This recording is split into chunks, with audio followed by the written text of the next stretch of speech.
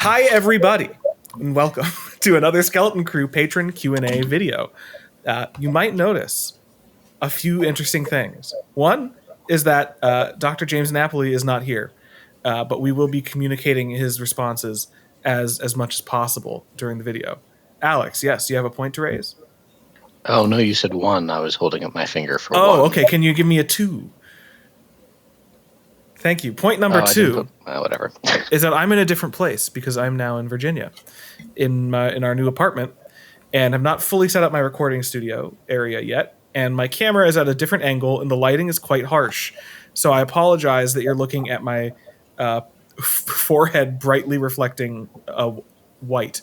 That helps a little bit, closing that window. That's unfortunate because I wanted that window to be open. But that doesn't matter. This is, as I mentioned, a patron Q&A video. And in this case, we are going to be answering the questions from March. It is not quite yet September, so I think we're actually doing just great. But before we begin, as always, we do need to introduce ourselves. And in the absence of Dr. James Napoli, who is a research instructor at the Stony Brook Renaissance School of Art? Not art. Definitely not art. Well, what do you think of when you think of the Renaissance? Art or medicine? I think of Dr. James Napoli. Right answer. Hi, my name is Dr. Amelia Zietlow. I am adjunct biology faculty at Carroll University and the museum specialist in natural history at the History Museum at the Castle. That's a really cool title. It is a very cool title. Thank you. It's a cool place. It is a castle.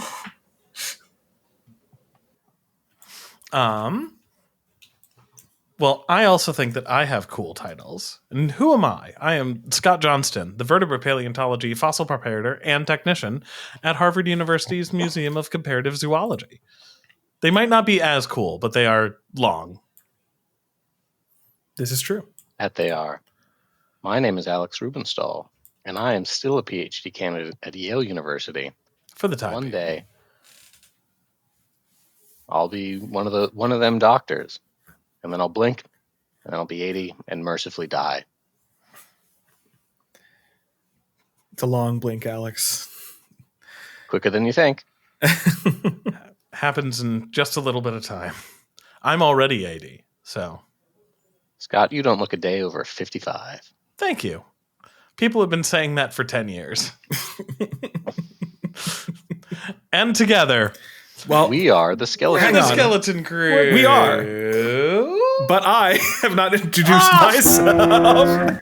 Wait, is Dalton at the end? Oh, I am at the end. I got thrown because he started. It's because I did. This is understandable. Yes, I got thrown because of that too. These are understandable mistakes. Ones, of course, that I would not make. Myself being Dr. Dalton Meyer.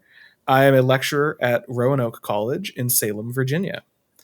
And together, we're the Skeleton Crew.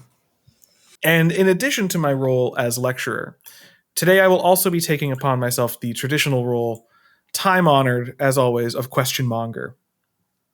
And for March, our first question comes to us from Nick, the local xenomorph, who asks a question that I think is probably on a lot of people's mind.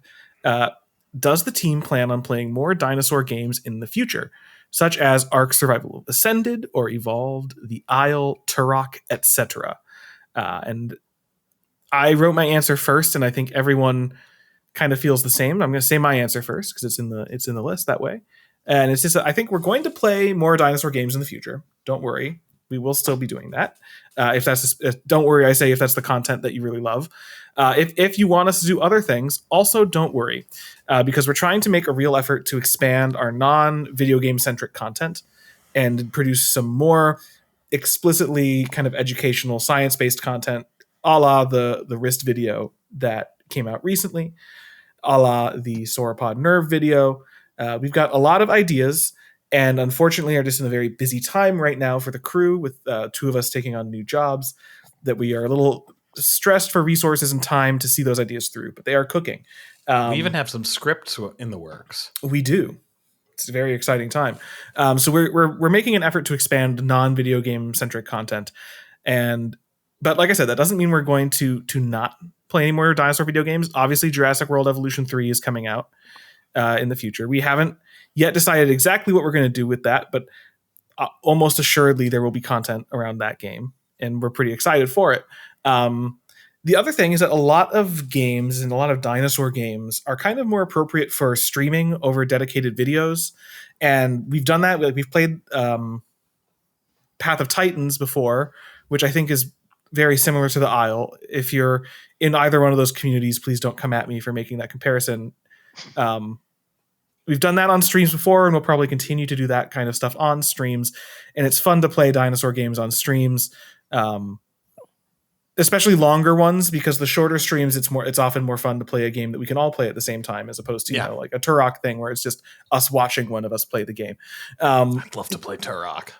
And it's good. Some of those games, a lot of these dinosaur games are generally more appropriate for either like a one-off video or streaming, because for our mainline videos and for things we want to maybe make into a series, there does need to be some way to use the game to support some educational content. So like Jurassic World was great because there's a ton of dinosaurs we can talk about, and we can learn about all of the animals, and we can talk about how they're portrayed in the game and how that matches or doesn't match with science. The other thing that's nice is that in the spectrum of designs in that game, they range from being like just paleo art to being generally pretty okay. Sometimes there's a few turds in there, but most of them are at least like, I mean, if you look at our tier list, I think most are C and above. So there's a lot of wiggle room to talk about those designs and get some educational content out of it. A lot of the more stylized dinosaur games are kind of so far removed from what it means to like be a dinosaur that it would be hard to wring much educational value out of it, which is a core principle of the channel. Which isn't to say that we won't, play those games, have fun with them, do something with them. But they probably won't be the focus of dedicated series like the Jurassic World games were. Does anyone else have anything they'd like to add to that? No, I think we're all. No. I think that's good. We've had some plans for things with like Prehistoric Kingdom and stuff.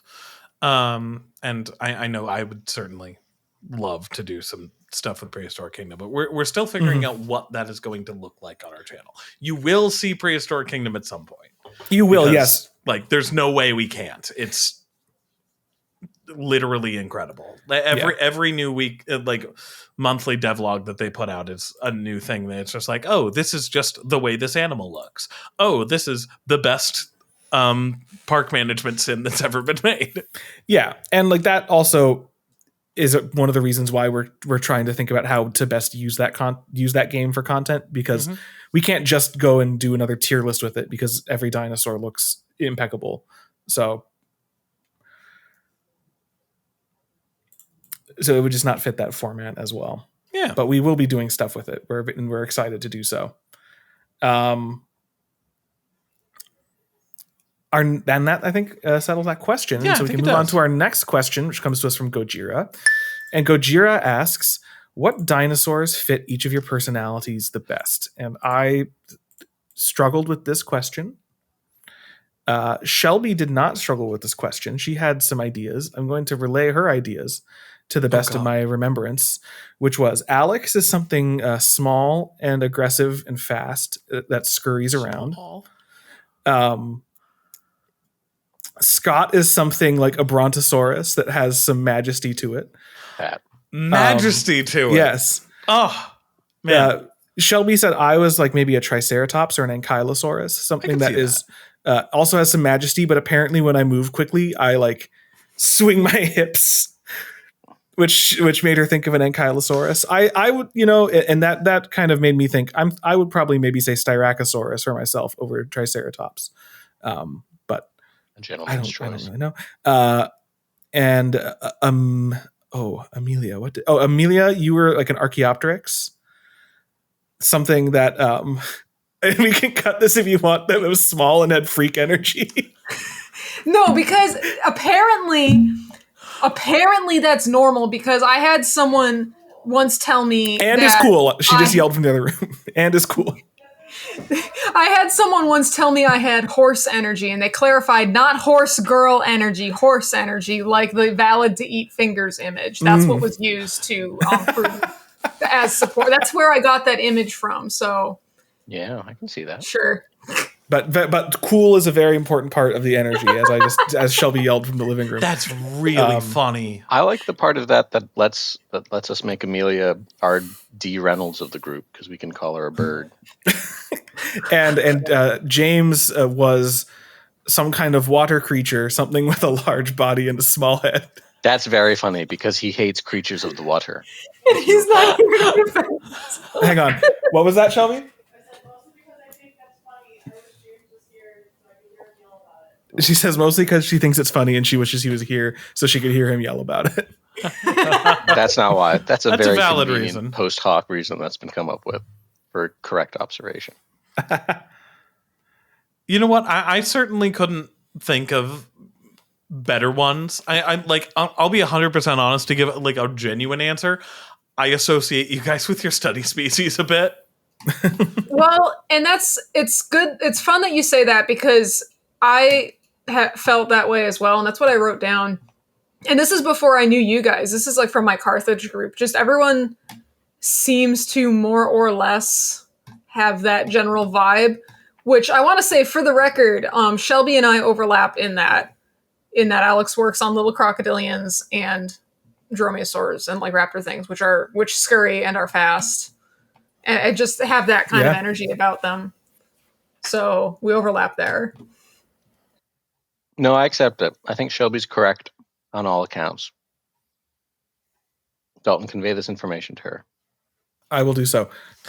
Yeah, because like whenever I'm like at the zoo or like at a different presentation or something, and I see a croc or a lizard or some sort or something that looks like a mosasaur, I immediately think of you guys, respectively. But yeah, does anyone else? I think we've all. I think we're all satisfied with Shelby's assessment. I so, very much am. Thanks to Gojira and thanks to Shelby. And now it comes to Uber Eats Sugar Daddy, who asks our next question. A good question that I don't know that we'll be able to answer, which is, what do you think was the design philosophy behind the Saurian Pachycephalosaurus spiky tail? Also, whatever happened to Saurian? As far as I can know and can tell, the Pachycephalosaurus yes, Alex. What is Saurian? The dinosaur video game. The dinosaur survival video game where you played as a dinosaur in the Hell Creek. Do you walk around?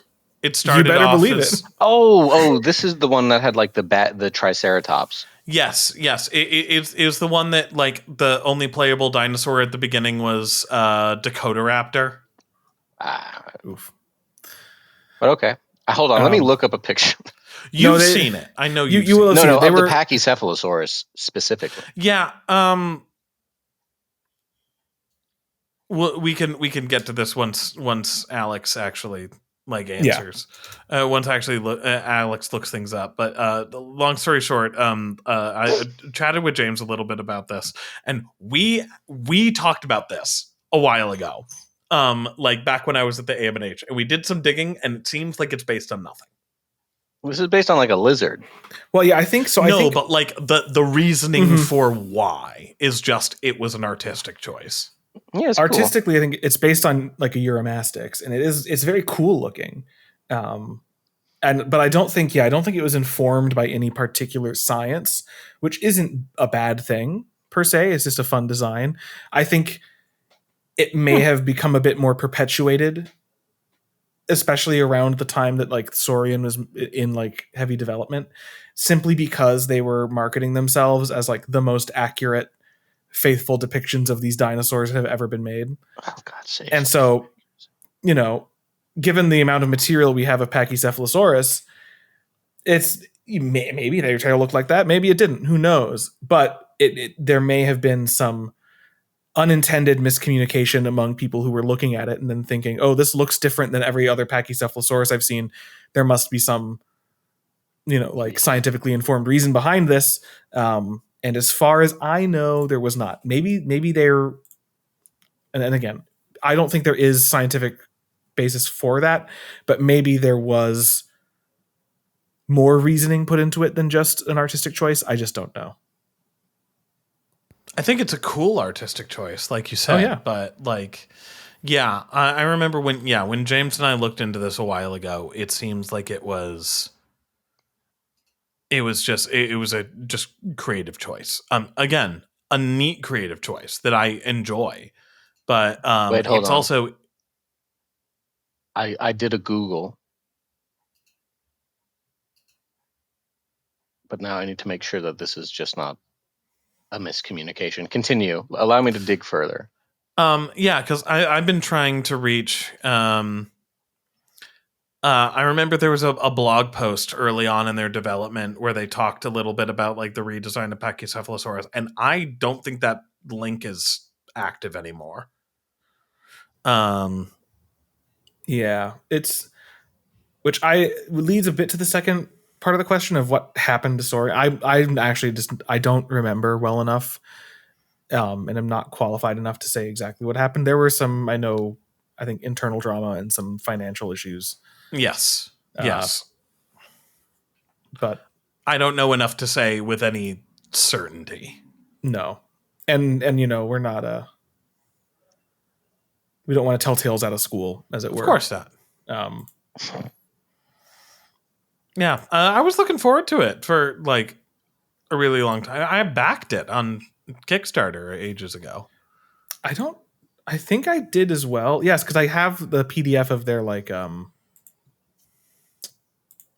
field guide to the Hell Creek. Yeah. Which actually maybe they explain the Pachycephalosaurus in that. I'm gonna try and find that. I was curious if there was any evidence that Uromastyx headbutted. Oh, that's what you were looking at. Yes. But I'm unable to find any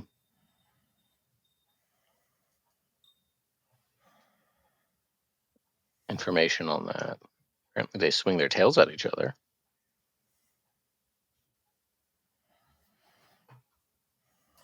Yeah, like even like the Saurian wiki just says like it was redesigned on this date. And then it links to a dead article or a dead link. Apparently there are some iguanas that head bash. Yeah. Maybe. Anyway. I have no idea why they did that. Nope, I'm not seeing anything specific. And I did not save this the email I cannot find, and nor did I save that PDF somewhere that's easy to find. So sad. I don't think if the answer lurks in there, then asleep it shall lie. The answer to what? To why the Pachycephalosaurus looks like that. Oh, I might have found it. Oh, okay. Well, I at least found that blog post. After unveiling the new Synthetoceras model, we decided to take another look at our Pachycephalosaurus. After the unveiling of the new Synthetoceras model, this was after the SPA paper that came out that was like, this is its coloration. Look at its it's weird. Oh God, what's that called? Patagium between the leg and the body. We decided to take another look at our Pachycephalosaurus. When taking another look at Pachy concept art, it was very clear that it needed significant updating. Not to mention, our model has the orbit in the wrong place. I spent a lot of time working on Pachy concept art, including paying extra close attention to the osteoderms and ossified scales on the skull to make it far more accurate. I also added keratin covering to the dome, opposed to the crocodilian-like face skin it had before. And the proportions have been altered to make it more accurate, including an unfortunate slimming of the tail. I'll be working on a younger Pachycephalosaurus designs as it goes forward. And that's it. Okay. They just don't say. And yeah, I'm not aware of any skeletal correlates, osteological correlates that would be like, this shows, like, I don't know of any osteoderms with it or anything like that. No. So it remains a mystery, but probably an artistic choice. And again, a neat artistic choice. But it's kind of reminding me of the tale of like, oh god, what was it originally? Was it the Stomping Lands Therizinosaurus, the one that had the big like anteater bushy tail? I know the design you're talking about. I have no clue. I want to say it's from that originally, but I don't remember. But like, it's kind of become almost a canon depiction of Therizinosaurus going forward, that it had this big, like, tall, bushy anteater tail. And there's nothing that shows that, or at least shows that more than any other sort of integument. No.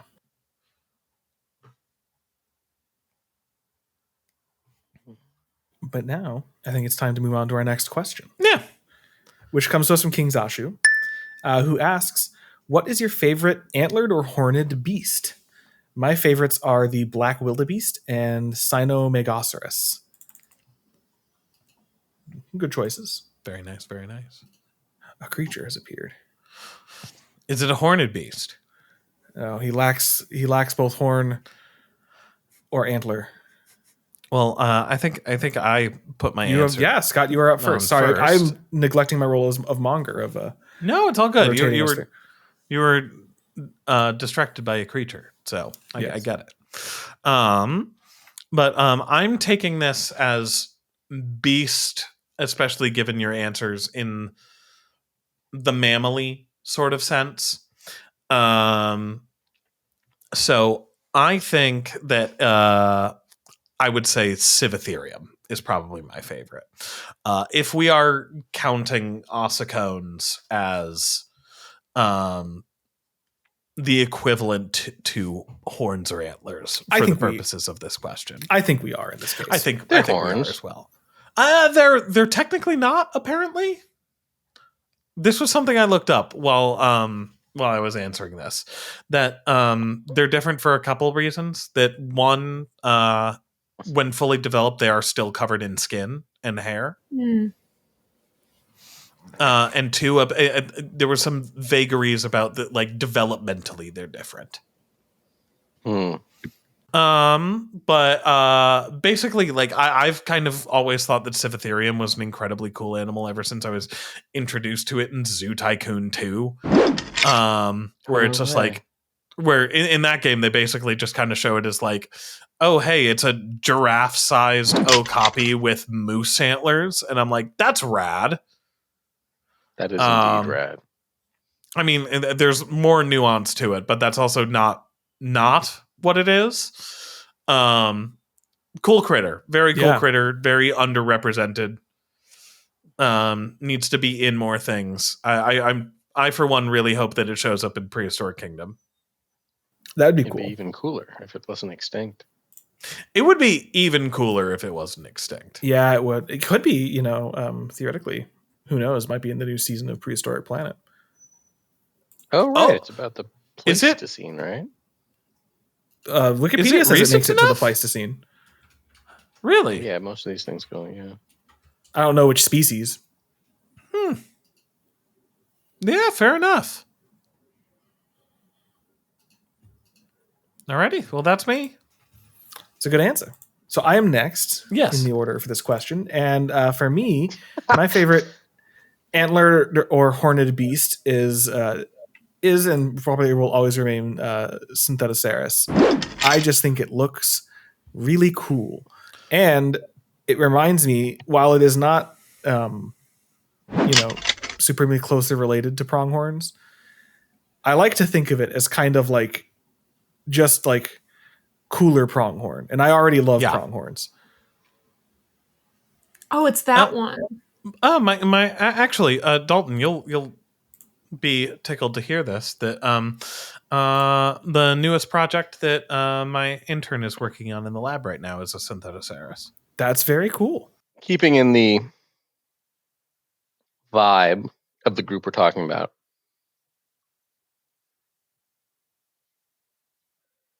which I also think Synthetoceras and that stuff are like sister to giraffids or something. They're like closely related or something.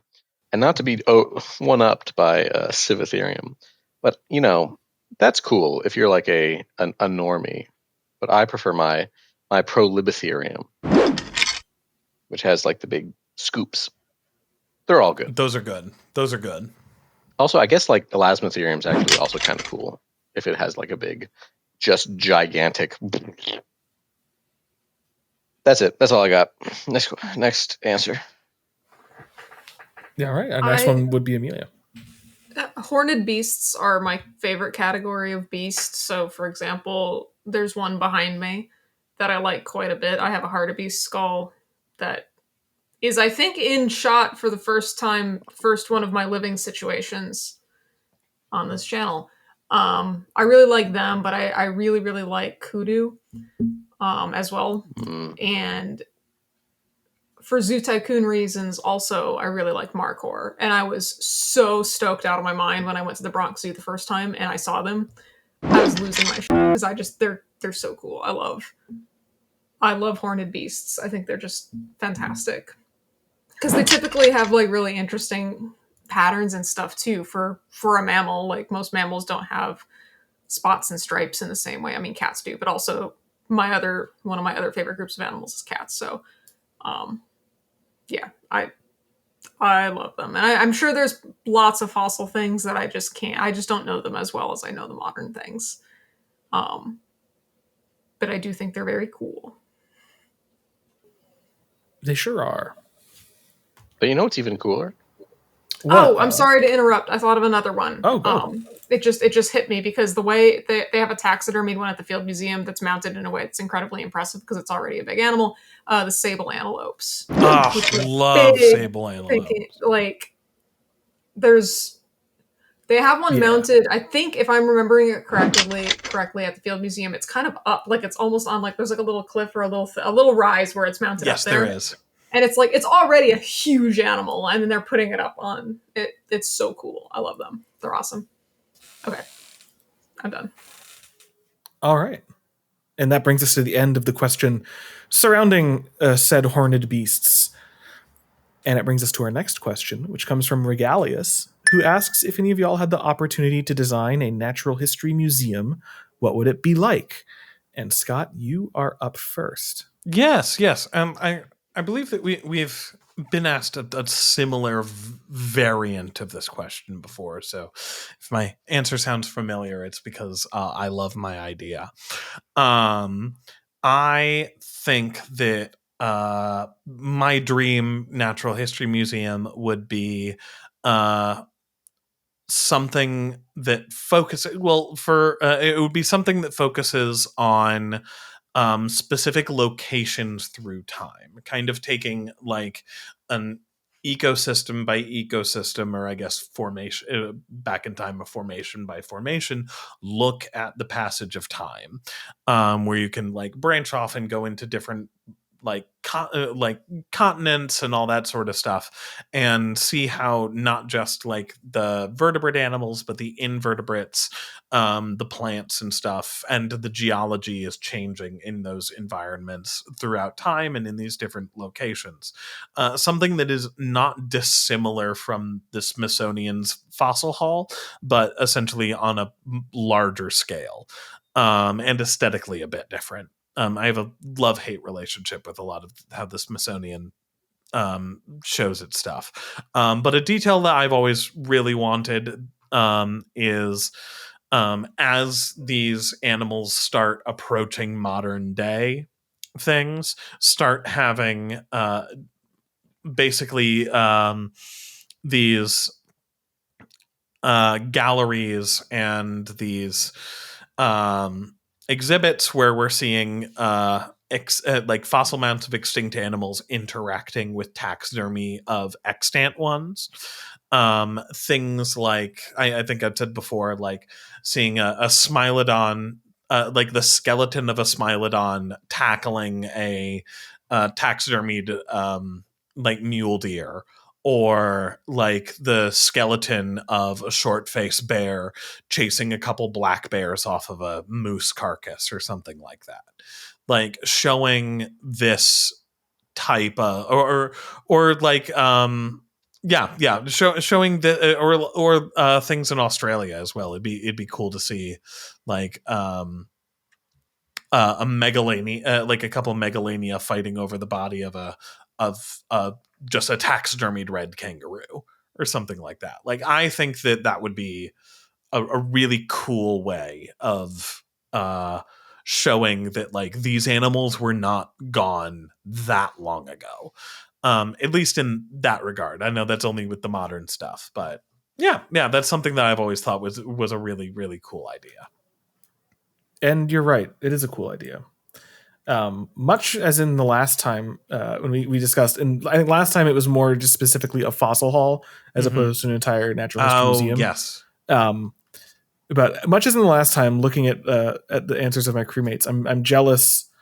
It's the thing of like, I wish I thought of that, and there's a lot of that going on, and I kind of stole a little bit of it. And I'm not ashamed of that. For me, my thoughts were, designing an entire natural history museum. There's a lot going on there, and I'm focused mostly on, like life at this point. Like, definitely there'd be geology and rocks and minerals and stuff, but there would probably not be like a ton. There would probably not be like cultural halls that are in your typical natural history museum. Just fair warning when you come to my museum that doesn't exist. My idea is kind of a building that is structured in like bird's eye view, like a flower, and you have like a central atrium that probably has like a spiral staircase going up through it, and then each petal of the flower is a different wing that represents a different continent, and then each floor of the museum takes you through time. And so if you stay in one wing, you're tracking one area as you go up. Oh, I love. And then the center of the museum kind of can cohesively bring everything together and say like, here's like where things are moving, like when these continents connected, when they disconnected and stuff like that. And so you start out on the ground floor and like all the wings are like, maybe even the ground floor is actually just like a circular rotunda of like, hey, everything's wet. And it's just all these like, ediacaran stuff, and then like weird arthropods, and oh my goodness, now like life's exploding and we're diversifying. It's conceptual, but you didn't specify a budget, so look out. That's mine. Alex, you're up with another idea that I wish I had thought of. My ideal idea would be a hybrid of natural history. This is a sprawling building. It is enormous. There are outdoor sections. It's a complex. It is. You would have like one in the country, and it would be your Institute of Natural Science. It is a natural history museum arranged phylogenetically through branching relationships of life, but also through time deep into the building. Anyway, it's a hybrid of a natural history museum, zoo, and aquarium, and also, now that I've thought about it, a botanical garden, where like the exhibit on like the evolution of fish is intercut with fossils, but then also like a cool tank of sharks.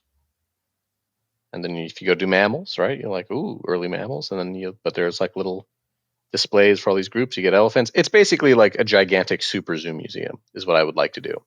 Because zooseum, if you will. A zooseum, exactly. If you will. I think placing the fossils in the context of like, hey, these are animals that are real and existed is like, there's no better way to do it than being like, hey, here is its living descendant. Like you can walk 5 feet this way. That's what I would do. Trademark. If a country has a budget to do this and would like me to help, let me know. No, that is a good idea.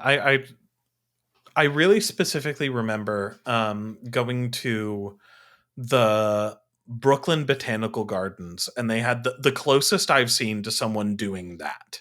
It was on a very small scale, but they had it's a phenomenal display that I think, honestly, it's so understated that I think that I'm one of the few people who really, really appreciated it. As you walk in, there's this display on plant evolution, And the way that it is set up is that it is essentially a strat column that has at all of these different strata levels.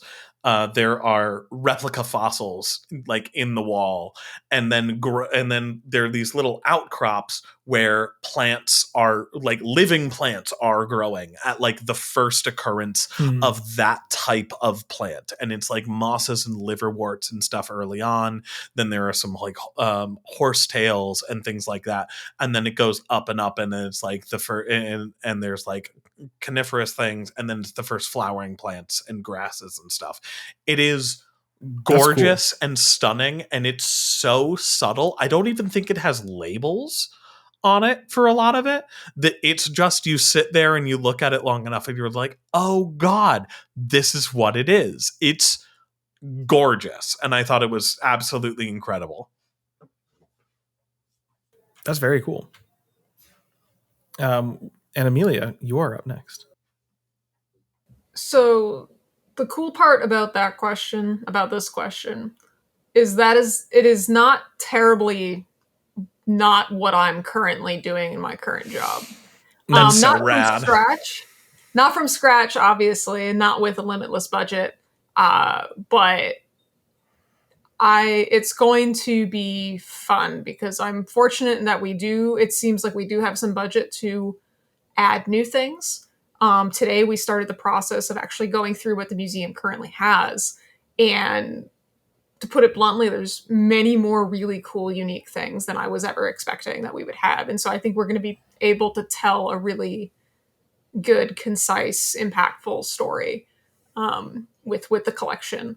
And the environment itself, my coworkers are all on board and supportive and stuff. And that's a huge part of working in a museum. Is it's best when people actually support what you're doing and put the science first, which is really what we're going to do. So I'm very excited about it. But to pretend if I'm doing it from scratch 100% and have a limitless budget, similar to what others have said, although I think I wrote down that I would. So specifically, when I think about blending living things into museums, I think about there's usually an insect zoo. That's quite common. There is usually a zoo component in a lot of these natural history museums. It's just typically insects. Harvard has arthropods. One. Huh? Harvard has one. Harvard has one. Yeah. The AMNH just added one.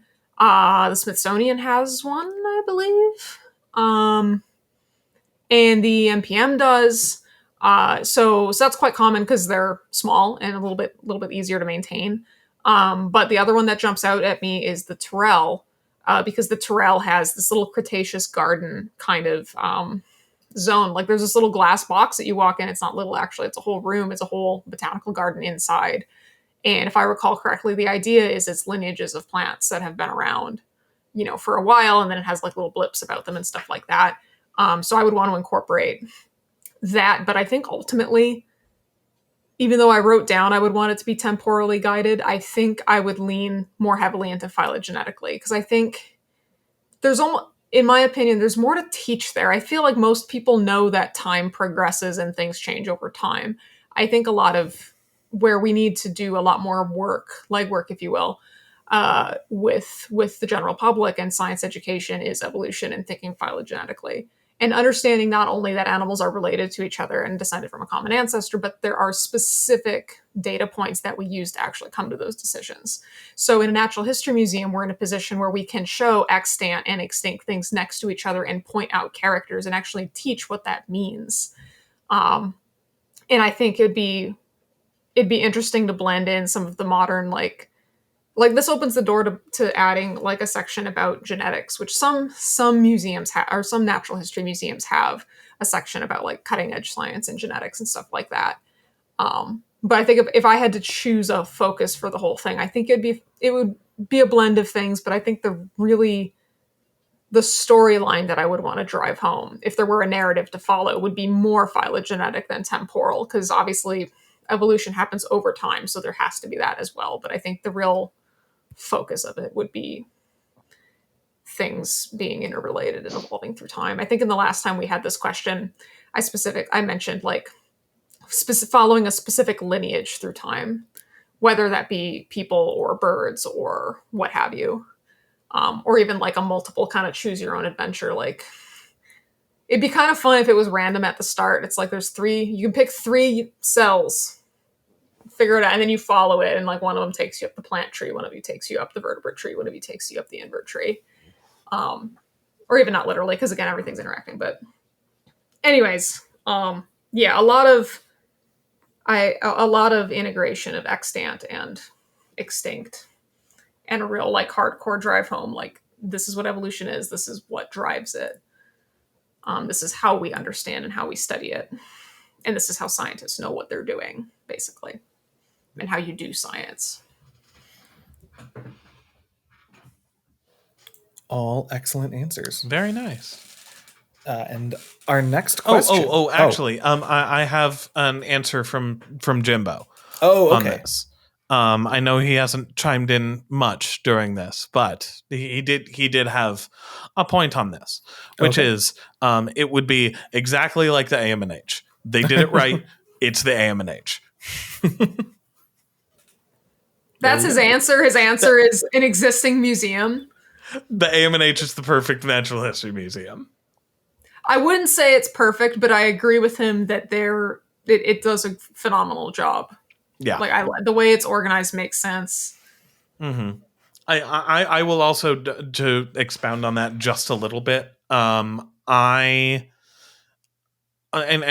of to touch on a point that Dalton made earlier. I have very mixed feelings about including cultural halls in natural history museums. I just because for multiple reasons.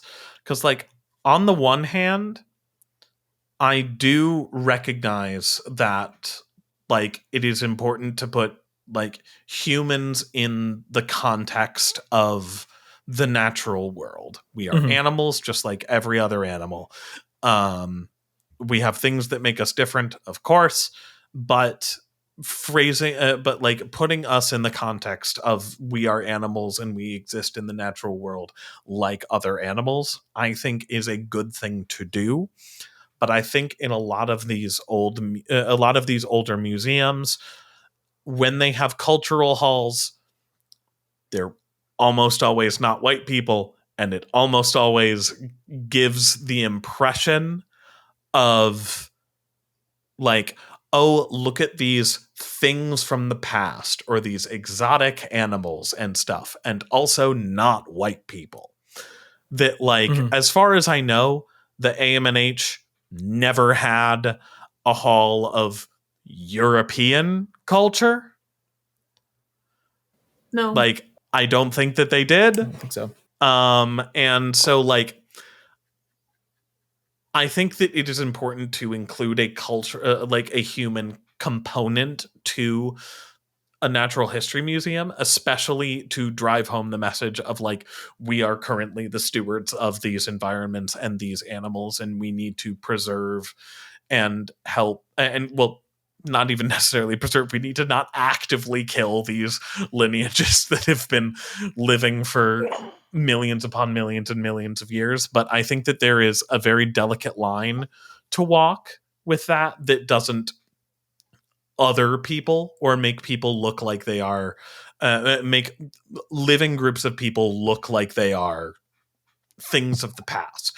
There was a controversy that happened a while ago at the University of Michigan Museum, where we used to have this big cultural hall that had these very lovely, very detailed, and as far as I understood, very accurate like dioramas of Native American tribes that were in the area of Michigan, and they were taken down specifically because a lot of those tribes still have members that are alive today.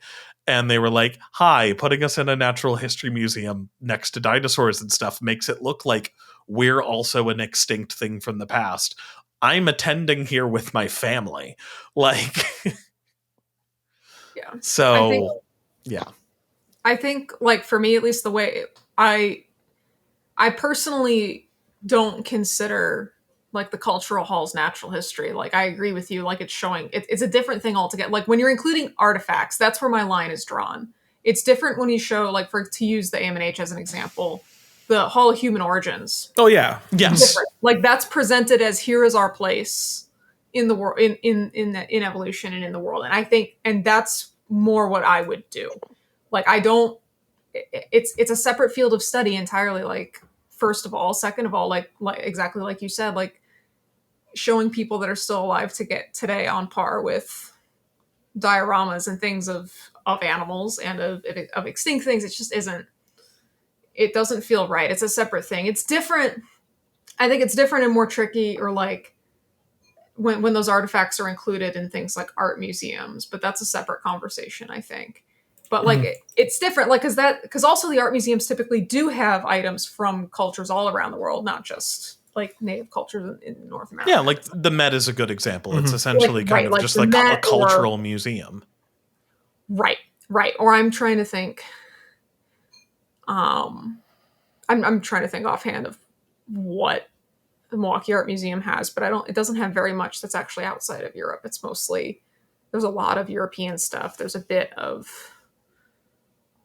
other stuff, but not really. It's mostly modern. But anyways, yeah, I guess that's where I don't that like I agree. Basically, is what I'm saying. Like I think that the way to show it is to not include the artifacts, because in most cases, to tell the evolutionary story, you don't need those. Like there's innovation and stuff like that, but you don't. I think it's almost besides the point. Like for me, at least, the story would end at like right before, basically, like people like before Homo sapiens. Like that would be the last thing, is a single modern skeleton. But like that wouldn't be the story. The story would be, again, the accumulation of characters and everything else leading up before that to our relatives that like aren't around anymore, straight up, and technically are not people if you consider people Homo sapiens. But I'm sure that's another argument and a debate that people will have.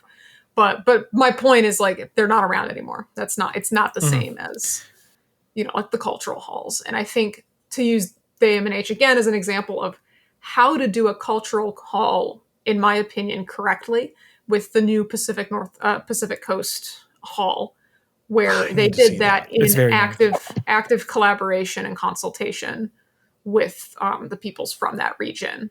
Like, and everything on display is on display with permission. And there's even certain objects that they have that are on display that were allowed to be on display, but there's little notes on there that tell you, like, this is important for a religious reason or what have you, and we ask that you don't photograph it. Like, there's sign for certain objects. And I think that is the way forward for museums with cultural halls, that because I do think it's important that people learn from them, but like you have to do that in active collaboration with full permission and cooperation, or participation. Absolutely. Is a better word, but like just it's a team effort, because a place those peoples that are alive today don't always have the resources to display the artifacts themselves. And so I think it's good when these partnerships exist to help so that people can learn from them either way. But like, you have to do it with collaboration. And ideally, people around the globe should have some way of learning about, global cultures. Yeah. And again, if you have permission to display like certain artifacts, I think it can be very helpful, especially in a building, in an institution that is designed to present cultural information and has, is more dedicated to it. Like I hesitate to use this example because of the fraught history of how it acquired its materials. But the British Museum, right, is very much a museum of cultures. It is like global. It has its central focus is on humans and on human culture and cultural artifacts and like interpreting them and discussing them. And, like I said, the provenance of those artifacts and the legacy of the British Empire is bad. But in an ideal world, I think an institution like that would still exist that says, here we are presenting a mixture of replica and original shared with permission artifacts from these different world cultures, some of which are, like most of which are still around, some of which are the descendants of cultures that are no longer still around, but can trace themselves back to this and that. And like, it's very important to know, but it is, I think, bizarre, like you said, Scott, to present cultures, especially non-European cultures, side by side with natural history, as if like European culture is elevated above all of these other cultures that, the cultures from Africa and from Asia, you can go see those, and then you can go see the taxidermy elephants. But if you want to see like Greek artifacts, and you have to go to the special and the other Renaissance, museum. you have you go to the prestigious art museum, and it shouldn't be that way. Yeah, it's really always felt like othering and like animally of exactly like what you were saying. It was just like, you see European artifacts and art and stuff at the art museum. You see African artifacts and stuff at the Natural History Museum with the animals. I'm like, don't like that. It's weird. Yeah, it is. Well, on to the next one. Yeah, on to the next one. That was a good discussion. I'm glad we had it was that. A good discussion. Yeah. Dinosaur has asked, as paleontologists and fossil preparator, who is your quote unquote boss? Is that like a curator or a head of a department or something like that?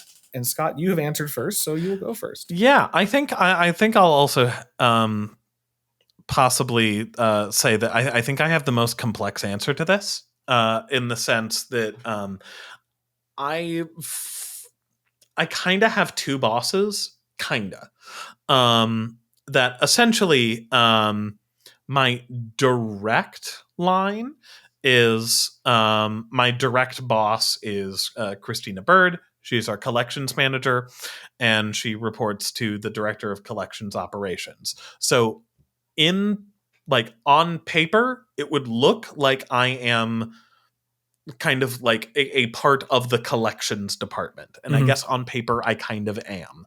But I also get a lot of my specific work from our curator, Stephanie Pierce.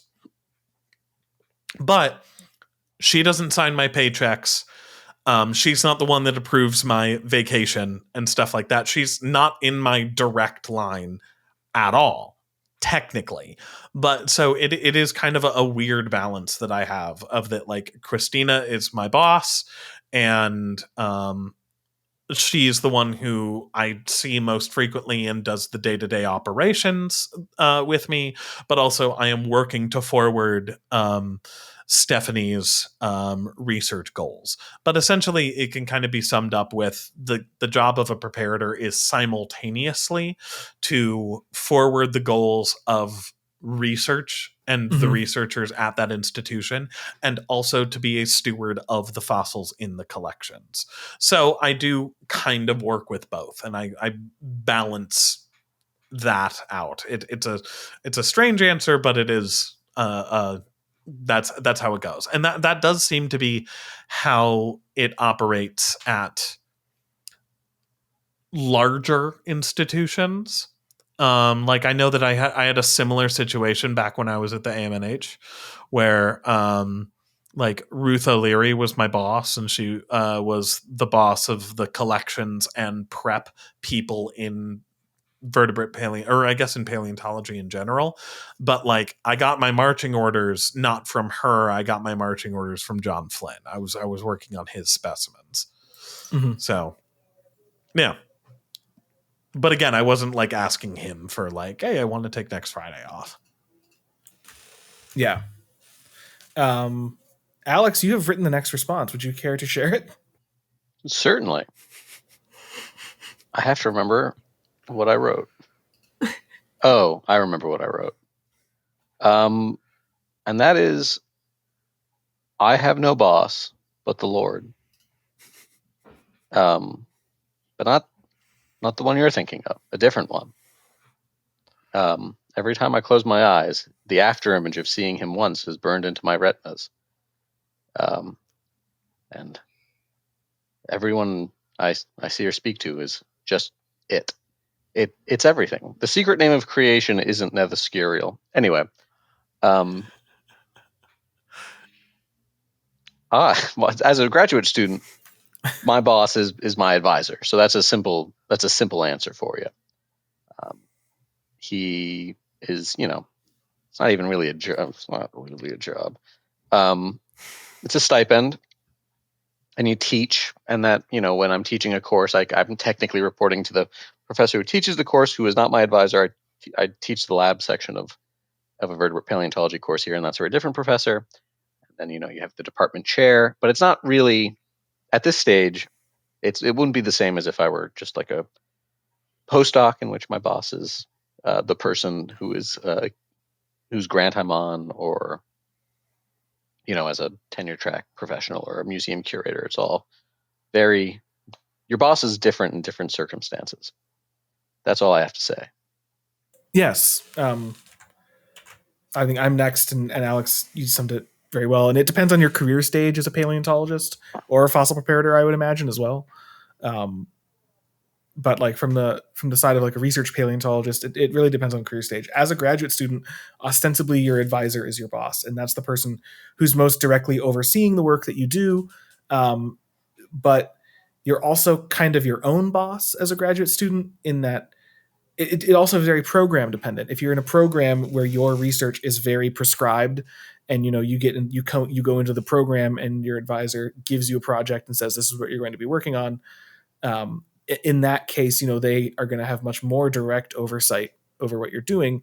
If you're in a more student-driven program, which is what I was in, what Alex is currently in, I think Amelia, it's much more what the AMNH is, which is where the students design their own research programs.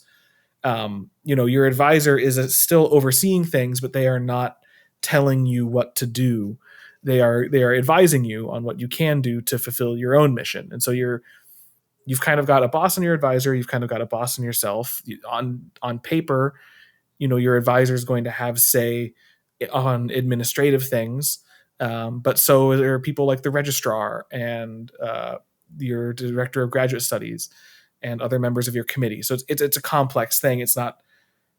It's tricky to define like boss, and it remains tricky to define boss as you advance in your career stage as well. So like as a faculty member right now, and like how I am right now, effectively it's kind of your department chair or your dean or your assistant dean. You'll probably have like at any job kind of a chain of supervisors who are supervised by other supervisors to fulfill the goal of your institution at that point. And if your institution's goal is research output, then they're going to be providing you assistance and assessing you based on your research output. If it's more teaching focused, then they're going to be looking at your teaching goals. It's very dependent, and it's often not as cut and dry as if you were to say like. And I speak as though I have ever worked in like an office, but if you work at like company X and you're like, oh, my supervisor is blank. It is a bit as simple as that, and it is also a bit more complex. Also, gotta ask Dalton, how's that to say? As a faculty member, as I am now. It's cool. Neat. Amelia, you're next. I'll agree. Like, as it depends on. So here's the thing: paleontologist is not a specific job. Like, most of us have a different job first, and we are also paleontologists. So, like, that's why that's why the answers are complicated. In my case, as the others already covered, as a student, it is functionally yourself and your advisor, but like on paper, like who I would put down as my supervisor when applying to jobs was the director of administration. So this was like that's whose phone number I gave and their name I put there. Like on my CV and on other documents, I had my advisor's name as a reference. I had my advisor, but my supervisor I would put down the director of administration. And then also the dean is also kind of our boss, and in more in the on paper way.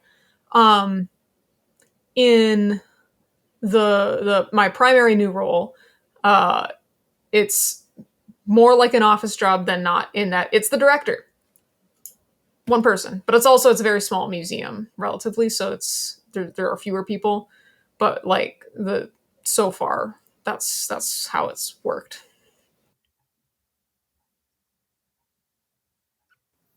Excellent. Neat.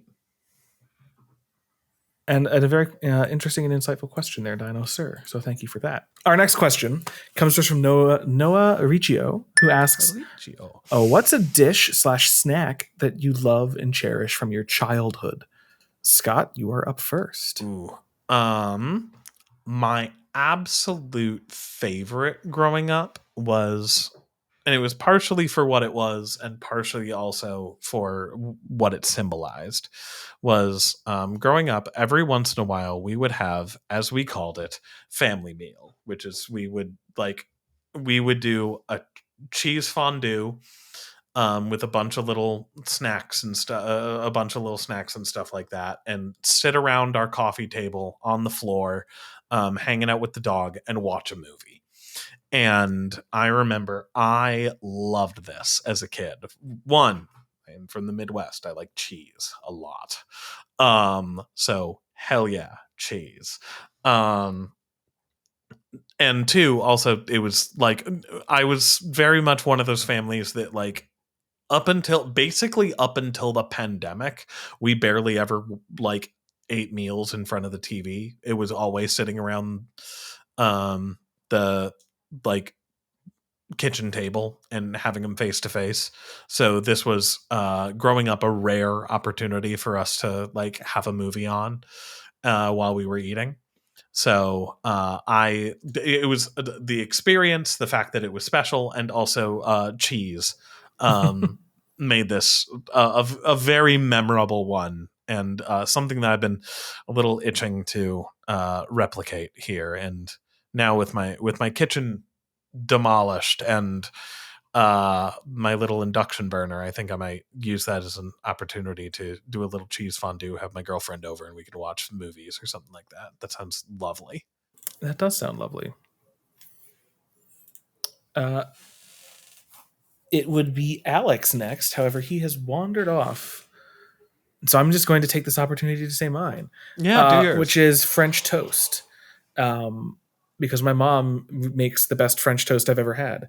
And I still do love French toast. I think it is the superior breakfast carbohydrate. If you are going to do a sweet carb for breakfast, you are best served with a French toast. You are then followed up, best served by a waffle. That is to say, a waffle cooked with actual waffle batter and not just pancake batter in a waffle mix, in a waffle iron. Because they're different, they produce different results, and I prefer a waffle to a pancake. I will generally also prefer a pancake batter waffle to just a pancake. But French toast is among the best. Get that with a nice cold glass of milk, some maple syrup. You're going to have a great time. Dalton, I have questions. What's your question? About your French toast preferences. Okay. Namely, what type of bread, what type of toppings, and how are you on like encrustings on the French toast, like things around the outside? I've never tried that. Ooh, there is a there was a really good diner. It was the place that I had forgotten to give Amelia a recommendation to go there when she went to that conference that was in Ann Arbor for one day. I thought you were there for longer. And so I didn't realize that the recommendations were as urgent as it was. It's a place in Ypsilanti called Bombers. That's a really good old diner. And their claim to fame is a French toast that is encrusted in Cap'n Crunch. It's not full, like I saw Alex's face there. It's not full, like I don't know how you refer to a single thing of cereal. Grain of cereal, a unit of cereal, a pebble of cereal. Let's get our grain size chart out. A cereal cobble. But they were like crushed up a bit, so they were like a couple steps down from that. And it was phenomenal. It sounded like it would be a gimmick, and it was absolutely phenomenal. I'm also a big fan of like cinnamon raisin toast, cinnamon raisin for French toast. Cinnamon raisin makes a great French toast. To answer your questions in the order you asked them, my bread preference is Texas toast. That makes the best French toast.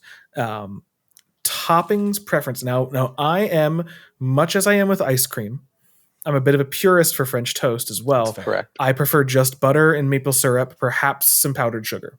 Very nice. I don't begrudge someone for wanting perhaps a strawberry like compote kind of thing or some fruity element. I think a fruit pairs well with the French toast, especially if you get a little bit of tartness. I think that can work. It's not my preference. I don't think chocolate goes well with it, but people love to just put chocolate wherever they can, and God bless them. I keep it in the jar, please. Yeah. I'm a bit of a purist for French toast in that respect, and so I have never even considered it encrusting. It is something I would certainly be willing to try, though, because it does sound good. I don't think it would be part of my it wouldn't be my daily driver, but it might be fun to take out every once in a while for a spin. Very nice. Very, very nice. Alex, you are up next. Don't you fret. And I left earlier because I had to pee, and I almost considered doing the Naked Gun bit of leaving my microphone on. But I decided against it. That would have been very funny. Mi mother would do a homemade pizza or these nice big meatballs and a little homemade gravy. That's red sauce for. That is what? That's the one, one of the very few. Thing. Not even. It's a New England thing. It's a New England Italian thing, and it's maybe the one thing that I kind of don't tolerate. I'm a huge Northeast convert, but calling tomato sauce gravy is just dumb because there are numerous other kinds of actual gravies. There's two, I think, that you'll agree with me on here, Dalton. That it's that one. Oh, he's talking to Shelby. No, continue. It's that one, and calling them rotaries instead of roundabouts. Oh yeah, I don't agree with that. I will raise you that I saw a different substance called gravy that I liked less.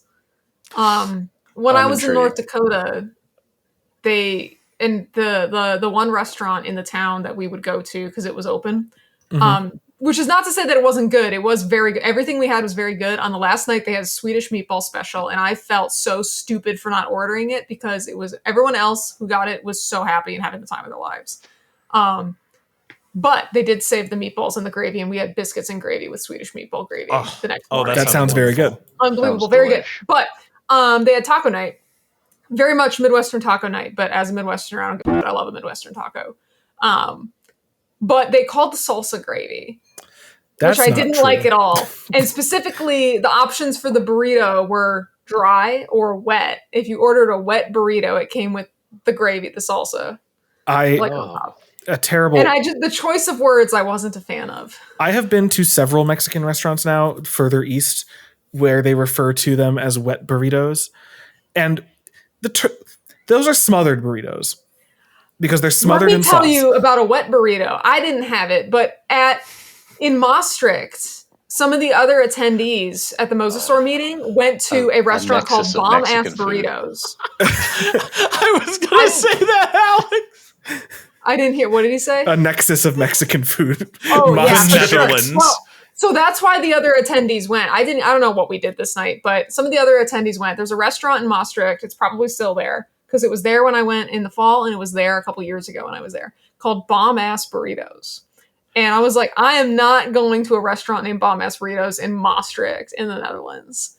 Especially because there were lots of other restaurants that were very good. But anyways, some of the attendees went, and the next day, well, they had told us, they're like, we're going. I'm like, all right, Godspeed. They came back the next day, and I asked the one of them, like, so how were the bomb-ass burritos? And he's like, they were so wet, they didn't strain the beans at all. That is a wet burrito, and you shouldn't have that. Anyways, to give my answer, unless Alex, I wanted to say something on that topic real quick on the wet before you burrito give an topic. answer. Two things. One, I will raise my favorite and also possibly one of the strangest terms I know for that type of thick sauce on something is the term that my granddad always used, which is he referred to any sauce, any gravy, any like pasta sauce, anything like that with the same term. He just called it goozlop. And that sounds like an old manism. That's I not like a that. real That's thing. that's a really good old manism. It was everything. If it was salad dressing, if it was absolutely anything, you'd be sitting down and having a meal with him and be like, can you pass the goozlop? And it was honestly very charming. This is the kind of thing that, like, I feel like I'm going to slip into having these old manisms and, like, saying that makes no sense. Because it happens. Like, I do, not that it doesn't make sense, but my favorite one, which I got to introduce to a lot of new people doing the Sternberg camps, was instead of to say, like, hey, we should gather here, we should congregate here, I'll say, we should coagulate here. And no one ever likes it. I like that. I think it's really funny. And it means the same thing. And then my last little thing was Amelia, on your story of Midwestern tacos. I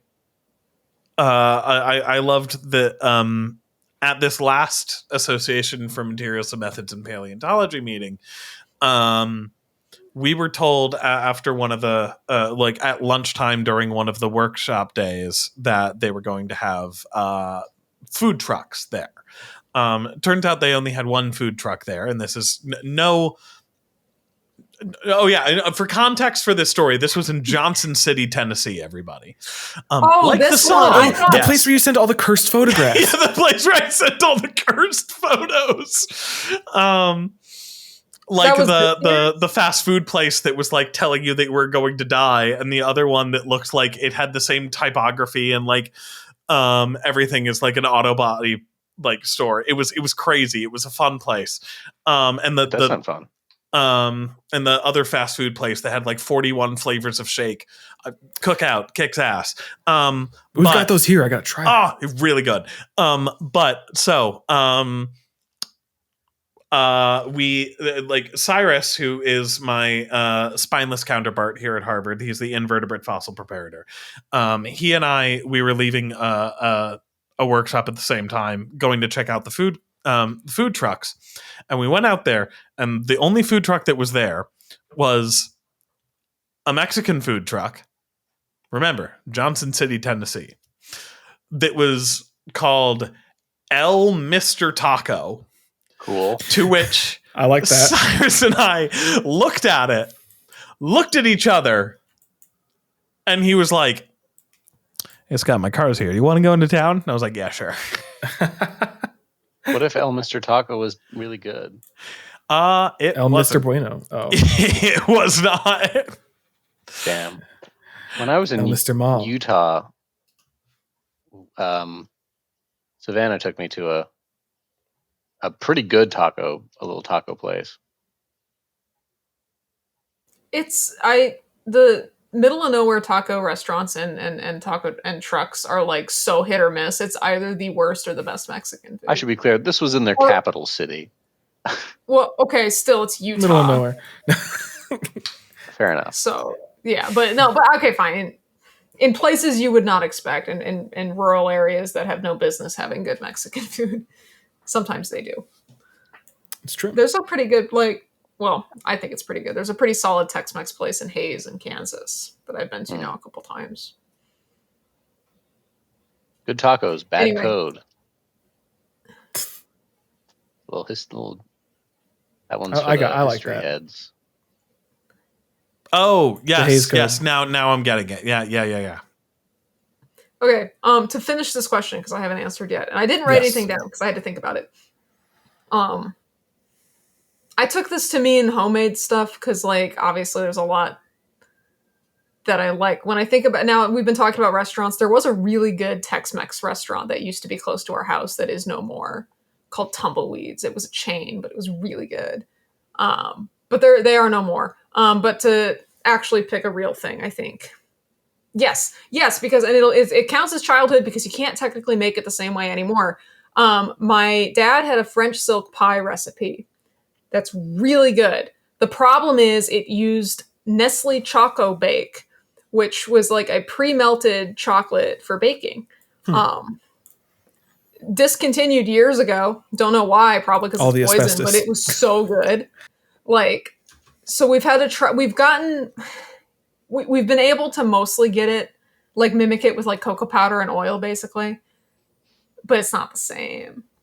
But it's still pretty good. I mean, it's a French silk pie. Like, it can't be bad. And we would make it specifically with Oreo crust. So it'd be an Oreo crust, French silk filling, and That sounds very good. yeah, That sounds yeah, really very good. And it reminded me of a very funny joke, Say your joke. which I didn't want to. Well, because like the context of it would be that I would have to be like kidnapped and held against my will in the Midwest. But I was thinking of the Skinner joke from The Simpsons, where he's like complaining that he like when he was being held in prison by the Viet soup. Cong, he couldn't get they couldn't get the curry right back in the States. They can't get the spices. Get the They spices. just can't get the blend right. That's so funny. It's Simpsons good show. That it is. Controversial opinion. Hot take. And food question was a good question. Thank you, Noah. for There's that. another one coming later. There is. Our next question comes to us from Dinodom, who asks and says, because of some cosmic event, you have lost your current position, but you can guaranteed get another crew member's position. Whose position would you take? And Scott, you're up first. I'm reading some of the other answers. Specifically the one labeled James. Oh my god. I think that I would switch place with James because he has the best benefits of everybody else that I know of. But my other thought that I had for a second before I quickly came to my senses was that because it was close. I thought I might switch places with Alex because going through finishing a PhD seems like it's so much fun. All of my friends here who've done it seem to have been having the best time while doing it, and I feel like I've missed out. So You're right. I think Scott, and I'm sure at this point, Scott, you've read all of the other answers. yeah. Yes. So, did James actually write this answer? He didn't write it, but he gave the same one. James also said, yeah, it would be me because I'm paid well, get good benefits, good leave and stuff. Like it's a nice job. I'm happy I got it. It's my answer. It's Scott's job. You know what Scott's job has? Job security. Yes, it does. I like my answer to the question. I like yours too. I can also I can say the answer that I gave James that I think that you guys would get a kick out of. Which was that when we were chatting about this one, I mentioned that I told him I'd switch places with him because he probably has the best benefits. And he said, he was like, well, he was like, yeah, I'd switch places with you. Not that either of us could do either of our jobs. It's like, I definitely couldn't do yours. And I don't think that you could do mine. A fun thought experiment, but cosmic events. Oh, well, Amelia. Yeah, so I agree with everybody else. Scott has the best job. Like, I thought about James briefly, but that would involve teaching anatomy and living in New York, which are both things that I don't like. So I'm not teaching. It's not the teaching of the anatomy. It's the cadavers that I am not a fan of. But yeah, Scott's the happiest. He gets paid the best and he gets security. So I also had done not that it's as much, obviously. Having done some prep, I liked it a lot.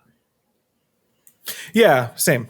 And now that we have recovered from the cosmic fluctuation, whoa, Dino Nerd 1 asks, in our opinion, what is the best depiction of a paleontologist in fiction, as well as the worst depiction and why?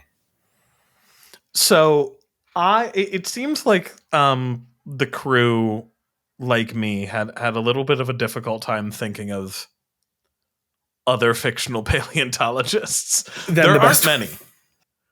I think that like we're pretty solid in that, like, yeah, Dr. Grant's the best one, hands down. Not just his depiction of Jurassic Park, but I think that like showing him as a character throughout the movies, I think does a pretty good job of just like, you know what? Yeah, this is paleontologist stuff. He's doing field work. He's writing books. He's giving lectures, like lecture series in like the third movie and stuff. Like it makes sense. He seems to be a pretty good paleontologist.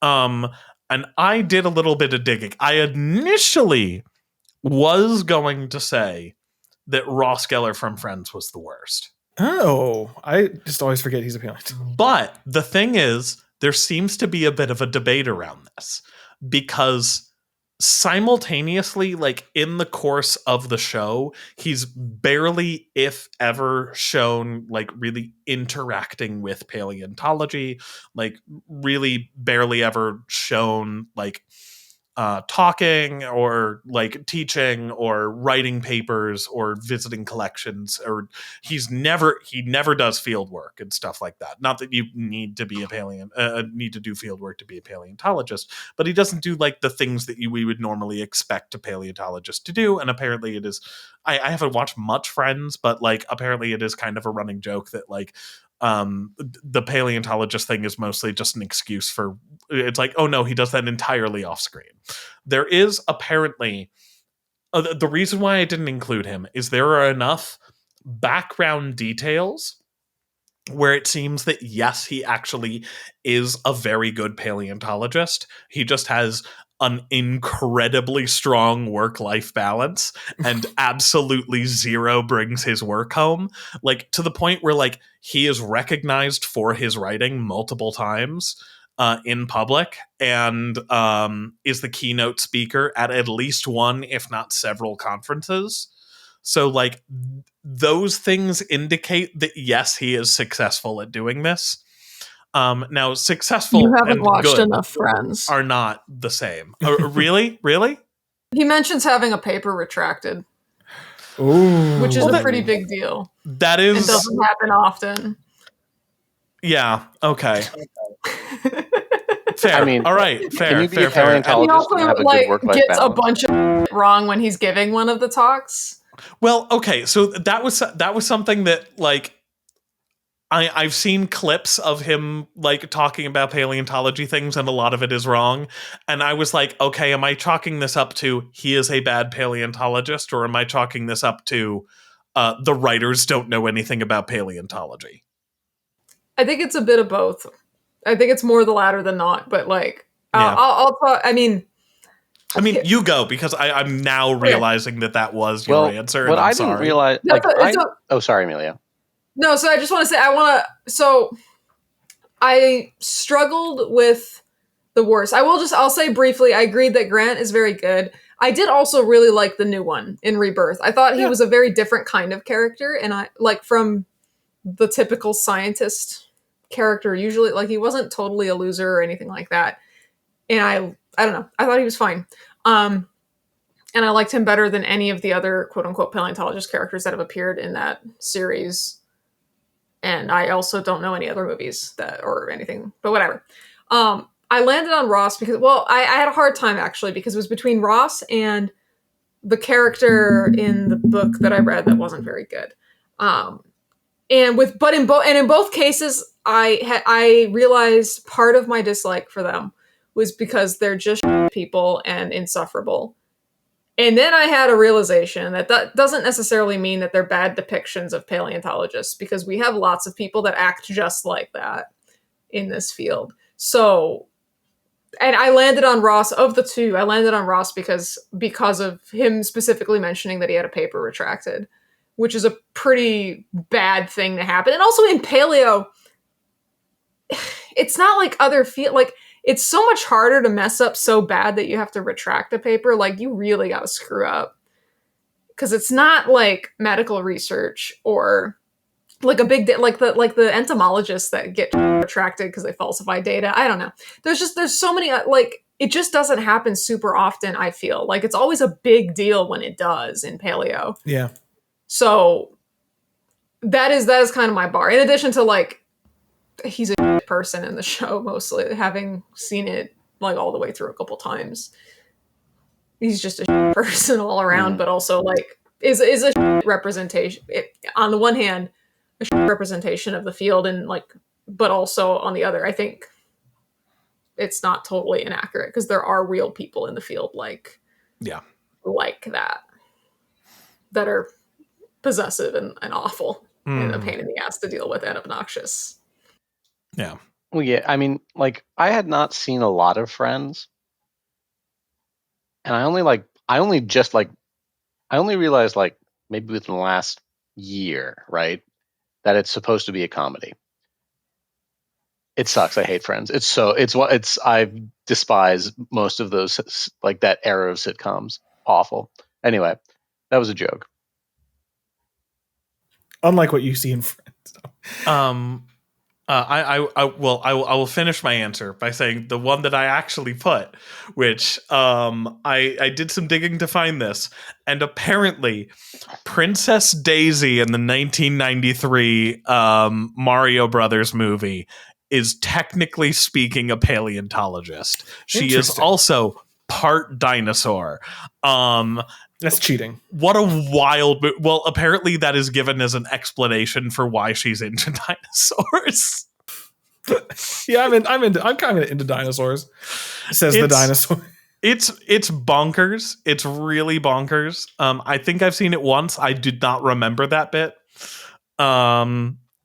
But like, honestly, I'm really sad that we don't have like a really good example. Like I can very easily say the worst geologist I've ever seen in a movie, which is the like seismology grad student in the original Tremors, is one of the worst scientists I've ever seen. That's a hot take. Why? Interesting. She's terrible at her job. She's good as a character. She's fun in the movie, but like, if you know things about geology, if you know stuff, if you know what she's talking about, it is the most inane, nonsensical dialogue. It also, I think that there's some lines in there that like hint to her being like not a good grad student, and I think that it was like indicated that comments, correct me if I'm wrong, but I think that it was indicated that she was out there like checking up on her seismometers by herself, specifically because her lab didn't want her around anymore. They're like, go check on these, please leave. I don't remember. But that. What? I've seen Tremors relatively recently, and I'm not remembering that. But I might be misremembering that bit. But the bit that I very much remember is because it is a line that is like fused into my brain, is when they first discover that the graboids can't go through rock, they can only go through like sand and soil, and so they're safe when they're on the rocks. She says, "Oh man, they can only move through the Pleistocene alluvials. Oh, I mean the dirt." And I'm like, throw her on the ground. Just feed her to the bugs. You will be eaten by the bugs. It was so bad.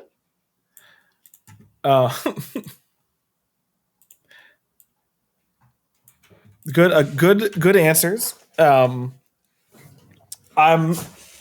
guess actually, Alex, you're next. Am I? My goodness, you are. Look at us reading. Oh, I think both answers I gave were jokes because I couldn't think of the real one. I couldn't think of like a bad pill. Like, who did I say? I said Jack Horner in Jurassic. In Lost World. Yeah. You said the Lost World. I don't know if you meant the Lost World or you meant Jurassic World. Now that I think about it, because but Bakker's in. It's Bakker. It's fake Bakker. Well, I don't have beef with fake Bakker, so not that, I guess. Anyway, next question. Next answer, which is mine, which is, again, I think the best is Dr. Grant. We all said this. I'm going to elaborate a little bit on why I think he's the best depiction. Not only because he's the one that everyone thinks of, but like he's a good person and he's depicted as like a human and not just a scientist. Like he's extremely competent and he knows the science and he like knows all about the dinosaurs, but he like, saves 2 children. And despite having some misgivings about kids, he grows as a person because of his experience.